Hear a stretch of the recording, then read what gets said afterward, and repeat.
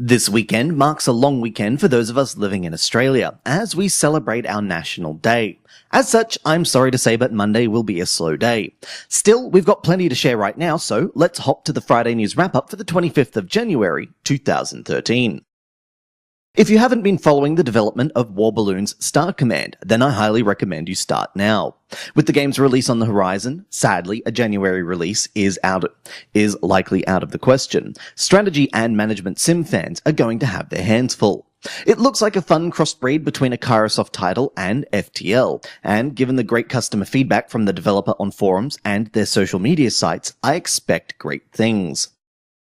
White Milk Games sort of stumbled into their upcoming title, Endless Boss Fight, by attempting to test their development tools. The game was somewhat of a toy, but they saw merit behind the idea and have fleshed it out into an arcade high-score game. Given the popularity of Punch Quest, I can see this concept working out really well. You know you'll lose, but doing as much damage as you can before going down almost always ends up being fun. Endless Boss Fight should be out in February. There's something to be said of the old kart racing formula. Winning is fun, but more often than not, it's the racing itself that proves to be far more entertaining. Tabletop Racing by Playrise aims to bring a mix of Micro Machines and Mario Kart to the table, along with 8 tracks and 10 cars to play with.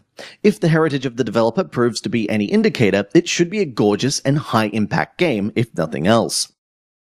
I must admit, aside from the game engine's visual appeal, Dead Trigger never managed to push my buttons. Though, despite the initially repetitious and vanilla gameplay, Madfinger's free-to-play shooter has been successful.